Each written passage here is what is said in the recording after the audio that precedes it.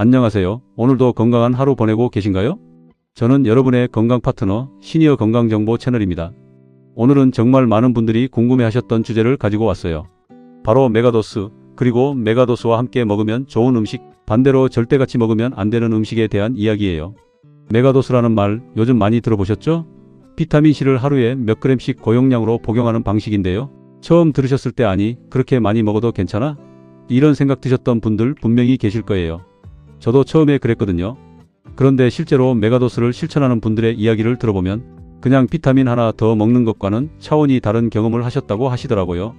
그런데 문제는 열심히 메가도스를 하면서도 정작 뭘 같이 먹어야 효과가 극대화되고 뭘 피해야 하는지를 모르시는 분들이 너무 많다는 거예요. 어떤 분은 커피를 마시면서 비타민을 드시고 어떤 분은 아침에 일어나자마자 공복에 드시는데 이게 과연 맞는 방법인지 헷갈리셨던 분들, 오늘 이 영상 끝까지 보시면 정말 속이 뻥 뚫리실 거예요. 자, 그럼 본격적으로 시작해 볼게요. 먼저 메가도스가 정확히 뭔지부터 짚고 넘어가야 할 것 같아요. 메가도스는 영어로 메가도스, 즉 대용량 투여라는 뜻이에요. 일반적으로 우리가 알고 있는 하루 비타민C 권장량이 성인 기준으로 100mg 정도거든요.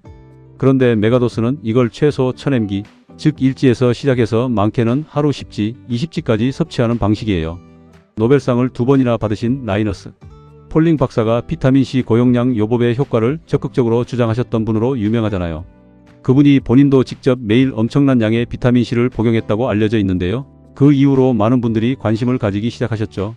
물론 의학계에서는 아직도 논란이 있어요. 그래서 오늘 저는 메가도스가 무조건 좋다, 나쁘다 이런 이야기를 드리려는 게 아니에요. 이미 메가도스를 실천하고 계시거나 시작해보려고 마음먹으신 분들이 더 똑똑하게, 더 안전하게 하실 수 있도록 음식과의 관계를 제대로 알려드리려는 거예요. 자, 그럼 이제 진짜 핵심으로 들어가 볼게요. 우선 메가도스와 환상의 궁합을 이루는 음식들부터 살펴볼게요. 이걸 알면 같은 비타민을 먹어도 흡수율이 확연히 달라진답니다. 첫 번째로 말씀드릴 음식은 바로 지방을 포함한 식사예요. 잠깐, 비타민C는 수용성 비타민이잖아요. 그러면 지방이랑 무슨 상관이냐고요? 맞아요. 비타민C 자체는 물에 녹는 수용성이기 때문에 지방이 직접적인 흡수에 영향을 주진 않아요. 그런데 메가도스를 할 때 많은 분들이 비타민C만 단독으로 드시는 게 아니라 비타민 D, 비타민 E, 비타민어 같은 지용성 비타민들을 함께 드시거든요. 이 지용성 비타민들은 반드시 지방과 함께 먹어야 흡수가 제대로 돼요. 그리고 중요한 점이 또 있어요. 고용량 비타민C를 공복에 드시면 속이 쓰리고 불편하신 분들이 굉장히 많아요.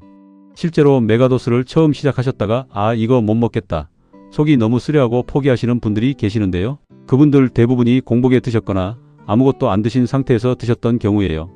적당한 지방이 포함된 식사와 함께 드시면 위장 자극이 훨씬 줄어들어요. 올리브오일 살짝 두른 샐러드, 아보카도 한 조각, 견과류 한 줌 이런 것들이랑 같이 드시면 훨씬 편안하게 드실 수 있어요. 실제로 메가도스 커뮤니티에서 활동하시는 한 60대 어르신께서 이런 말씀을 하셨어요. 처음엔 공복에 드셨다가 너무 힘드셨는데 아보카도 반 개랑 같이 드시기 시작하면서부터는 전혀 불편함이 없어졌다고요. 그 아보카도 한 조각이 얼마나 고마웠는지 모른다고 하시더라고요. 두 번째로 말씀드릴 음식은 바이오플라보노이드가 풍부한 음식들이에요. 바이오플라보노이드, 조금 생소한 단어죠? 쉽게 말씀드리면 과일이나 채소의 껍질 부분에 많이 들어있는 색소 성분이에요. 그런데 이 성분이 비타민C와 함께 먹었을 때 시너지 효과가 엄청나거든요. 비타민C가 우리 몸에서 산화되면서 힘을 다 쓰고 나서 소멸하는데 바이오플라보노이드가 옆에 있으면 다 쓴 비타민C를 다시 활성 상태로 재생시켜줘요.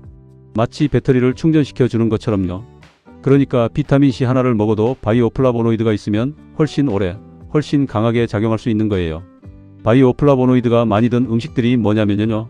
레몬이나 오렌지 껍질, 파프리카, 블루베리, 체리, 포도 껍질, 루틴이 들어있는 메밀, 양파의 껍질 쪽 부분들이에요. 그래서 어떤 메가도스 전문가들은 비타민C 보충제를 드실 때 시판 제품 중에서도 바이오플라보노이드가 함께 들어있는 제품을 고르라고 권하기도 해요. 실제 생활에서 적용하려면 오렌지를 드실 때 껍질을 완전히 벗겨서 드시기보다 흰 속껍질 부분은 남겨두고 드시는 게 좋아요. 그 흰 부분에 바이오플라보노이드가 특히 많거든요. 쓴맛이 싫으시다면 그냥 블루베리 한 움큼이나 포도 한 송이를 비타민 드실 때 같이 드셔도 충분해요. 세 번째로는 마그네슘이 풍부한 음식이에요. 마그네슘은 우리 몸에서 300가지가 넘는 효소 반응에 관여하는 미네랄인데요. 비타민C와의 관계도 아주 특별해요. 비타민C가 콜라겐 합성을 돕는데 이 과정에서 마그네슘이 같이 있어야 훨씬 원활하게 일이 진행돼요. 콜라겐이 중요한 이유 다들 아시죠? 피부 탄력, 관절 건강, 혈관벽의 튼튼함, 이 모든 게 콜라겐이랑 연관이 있어요. 그리고 마그네슘은 비타민C가 우리 몸에서 작용할 때 생기는 부산물인 수산염 결정이 신장에 쌓이는 것을 억제해줘요. 메가도스를 하다가 신장 결석이 걱정되신다는 분들이 계신데요. 그 걱정을 줄여줄 수 있는 게 바로 마그네슘이에요. 마그네슘이 많은 음식으로는 호박씨, 아몬드, 시금치, 검은콩, 현미, 두부, 바나나, 다크 초콜릿 등이 있어요. 특히 호박씨는 작은데도 마그네슘 함량이 엄청나서 메가도스를 하시는 분들 사이에서 필수 스낵으로 불리기도 해요. 하루에 한 줌, 그러니까 28지 정도만 드셔도 하루 마그네슘 권장량의 30% 이상을 채울 수 있거든요. 네 번째로 말씀드릴 음식은 아연이 풍부한 음식이에요. 아연과 비타민C는 면역체계에서 환상의 파트너라고 할 수 있어요. 비타민C가 면역세포의 생성을 돕고 아연이 그 면역세포들이 제대로 기능하도록 도와주거든요. 겨울철에 감기 걸리기 싫으시다면 메가도스를 하실 때 아연이 풍부한 음식을 함께 챙겨 드시는 게 정말 효과적이에요. 아연이 풍부한 음식 하면 굴이 제일 먼저 떠오르시죠? 굴 한 개에 아연이 엄청나게 들어있어요. 그 다음으로 소고기, 돼지고기, 게, 새우, 호박씨, 대마씨, 렌틸콩 등이 아연이 많아요. 채식주의자 분들은 호박씨나 렌틸콩으로 아연을 챙기시는 게 좋아요. 다섯 번째는 셀레늄이 풍부한 음식이에요. 셀레늄은 이름이 좀 생소하실 수 있는데요. 강력한 항산화 효소를 만드는 데 꼭 필요한 미네랄이에요. 비타민C가 혼자서 항산화 작용을 할 때보다 셀레늄과 함께일 때 훨씬 강력해진다는 게 연구로 밝혀져 있어요. 서로의 항산화 능력을 증폭시켜주는 관계거든요. 셀레늄이 많은 음식 중에서 단연 으뜸은 브라질너트예요. 브라질너트 한 알만 먹어도 하루 셀레늄 권장량을 훌쩍 넘길 수 있을 정도로 함량이 높아요. 그래서 하루에 한두 알 이상은 드시지 않는 게 좋아요. 그 외에 참치, 정어리, 달걀, 해바라기씨 등에도 셀레늄이 들어있어요. 여섯 번째로는 발효식품이에요. 이건 많은 분들이 의외라고 느끼시는 부분인데요. 발효식품이 왜 메가도스와 궁합이 좋은지 설명해 드릴게요. 메가도스를 할 때 고용량 비타민C가 장으로 가면 장내 환경에 영향을 줄 수 있어요. 일부 분들은 고용량 비타민C 섭취 후에 장이 예민해지거나 묽은 변을 경험하시기도 하거든요. 이걸 보완해주는 게 바로 발효식품에 들어있는 유익균이에요. 요거트, 김치, 된장, 청국장, 나토, 사우어크라우트, 캐피어 같은 발효식품들을 꾸준히 드시면 장내 유익균이 활발하게 활동하면서 비타민C로 인한 장의 불편함을 완화해 줄 수 있어요. 게다가 비타민C가 장 속 유익균의 성장을 도와주는 역할도 한다는 연구 결과도 있어요. 서로 돕는 관계인 거죠. 우리 주변에서 쉽게 드실 수 있는 김치나 된장이 이렇게 훌륭한 파트너가 될 수 있다는 거 정말 반갑지 않으신가요? 할머니들이 오래 사시는 이유가 발효식품 많이 드셔서라는 말이 그냥 나온 게 아닌 것 같아요. 일곱 번째로는 철분과 함께 섭취할 때 도움이 되는 조합에 대해서 말씀드릴게요. 이건 특히 빈혈이 있으신 분들께 정말 중요한 내용이에요. 비타민C가 철분의 흡수를 엄청나게 높여줘요.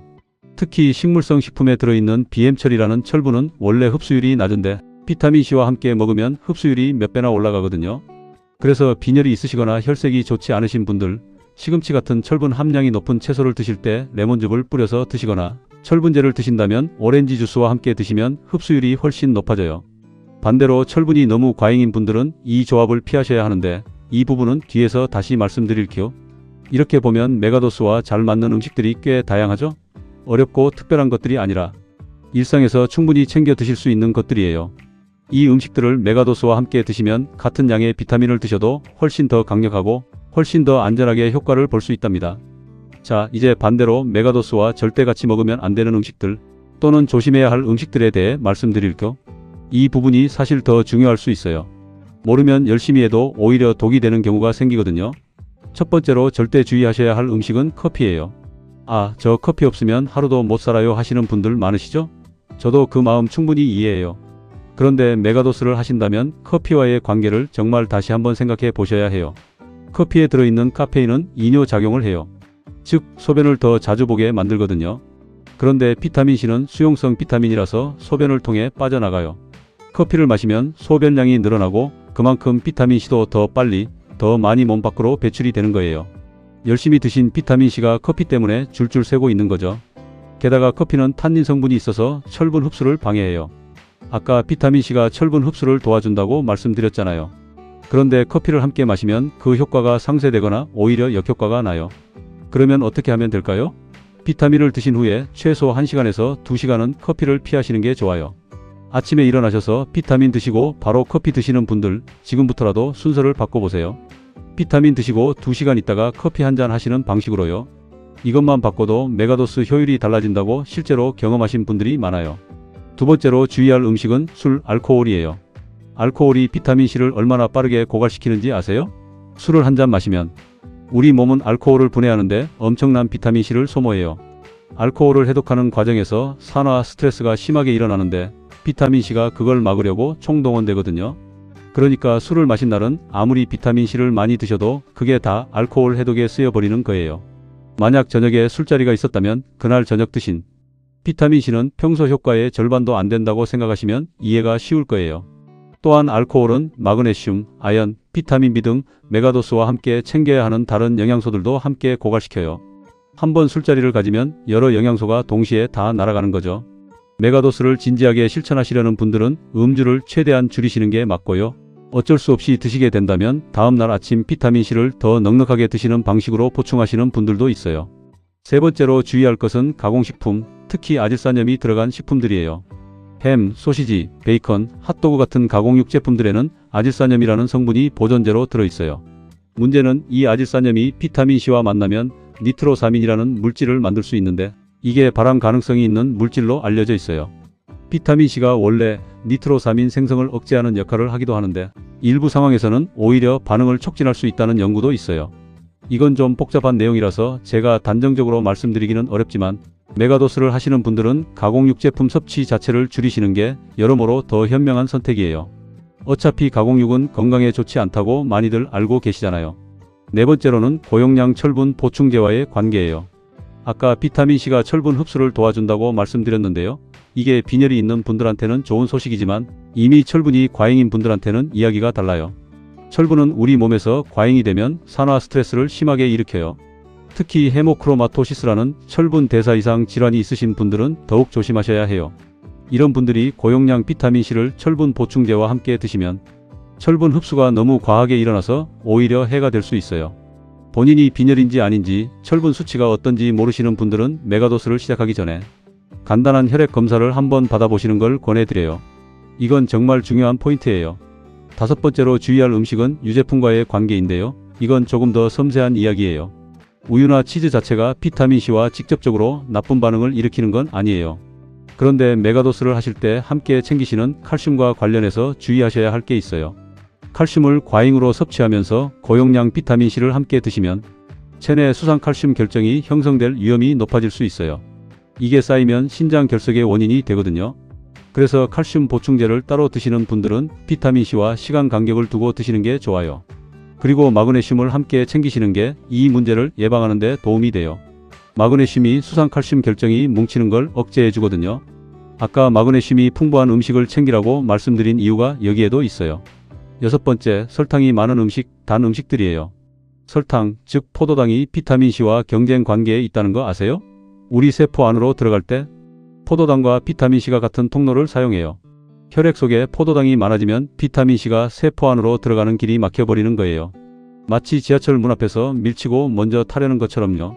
그래서 혈당이 높은 상태, 즉 식후에 혈당이 쭉 올라간 상태에서 비타민C를 드시면 세포 내 흡수율이 떨어질 수 있어요. 당뇨가 있으신 분들은 이게 더 심각하게 나타날 수 있고요. 달콤한 음료, 케이크, 과자 같은 걸 드신 직후에 비타민을 드시는 건 좋지 않아요. 그러면 언제 드시는 게 좋냐고요? 혈당이 안정된 상태, 그러니까 식사 후 2시간 이상 지난 후나 가벼운 음식을 드신 직후가 비교적 흡수에 좋은 타이밍이에요. 이걸 알고 계신 분들이 생각보다 적으셔서 꼭 짚어드리고 싶었어요. 일곱 번째는 고용량 아스피린이나 항응고제 약물과의 관계인데요. 이건 의약품 이야기라서 특히 주의 깊게 들으셔야 해요.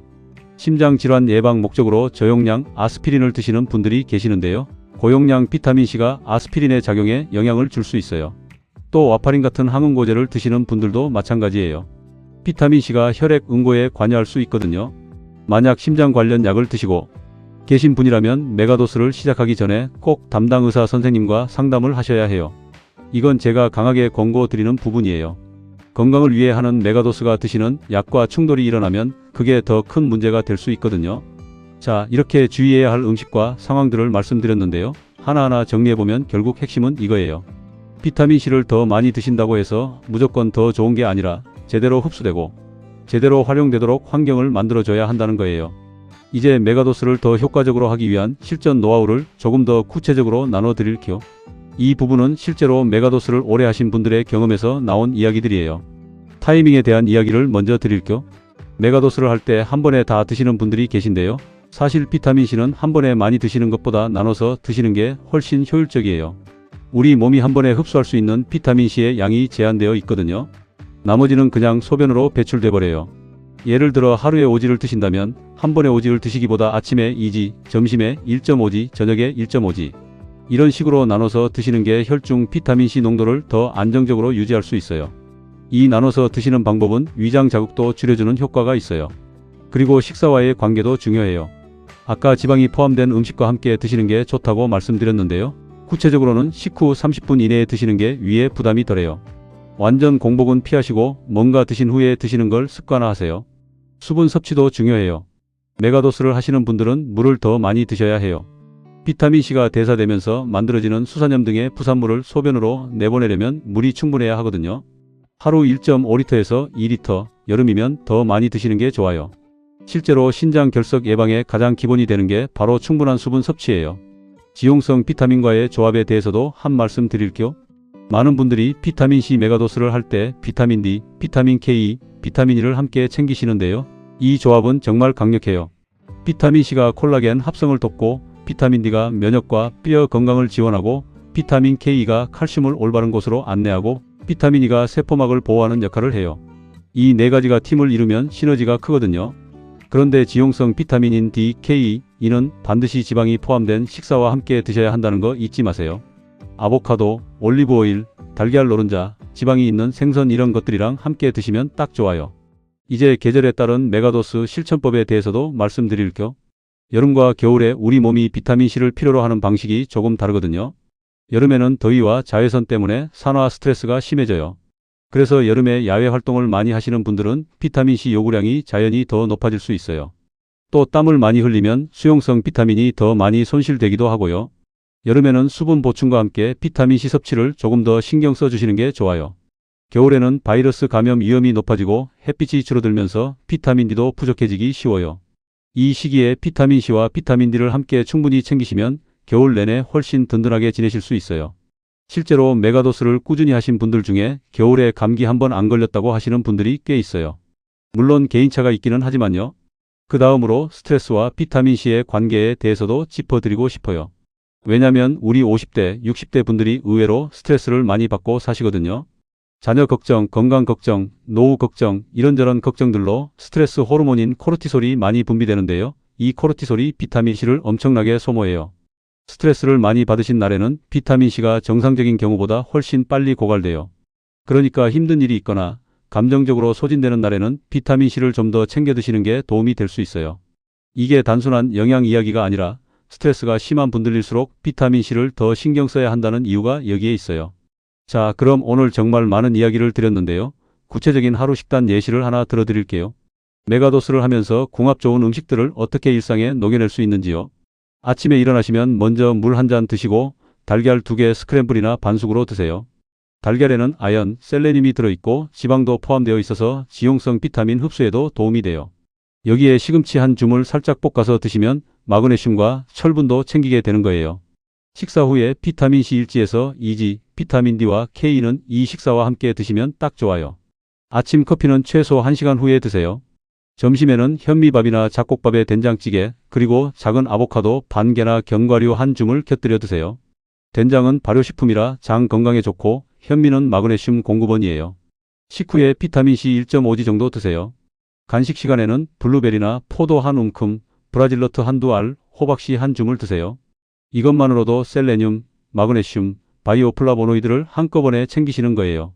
저녁에는 굴이나 조개류 아니면 생선구이에 샐러드를 올리브오일로 드레싱해서 드세요. 여기에 나토나 요거트 같은 발효식품을 작은 양 더하면 금상첨화예요. 저녁 식사 후에 남은 비타민C 드시고 마그네슘 보충제가 있으시면 이 시간에 함께 드시면 수면에도 도움이 돼요. 마그네슘이 근육 이완과 수면의 질 개선에 도움이 되거든요. 이렇게 하루를 설계해 보시면 메가도스의 효과를 극대화하면서 동시에 일상 음식을 통해 영양을 균형 있게 챙기실 수 있어요. 마지막으로 몇 가지 당부 말씀을 드리고 마무리할게요. 메가도스는 무작정 많이 드신다고 좋은 게 아니에요. 본인의 장 내성, 그러니까 배가 묽어지거나 설사가 나기 시작하는 용량보다 약간 낮은 수준을 유지하시는 게 중요해요. 전문가들은 이걸 장 내성 용량이라고 부르는데요. 이 용량이 사람마다 달라요.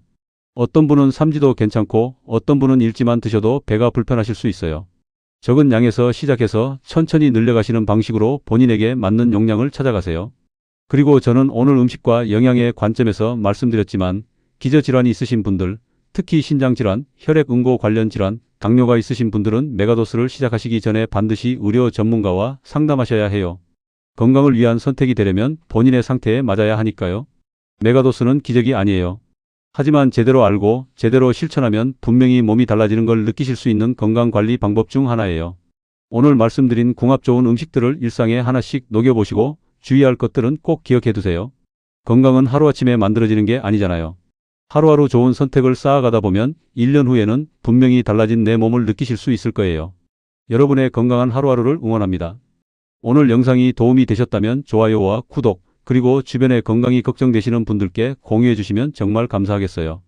다음 영상에서 또 유익한 건강 정보로 찾아올게요. 오늘도 건강하게 지내세요.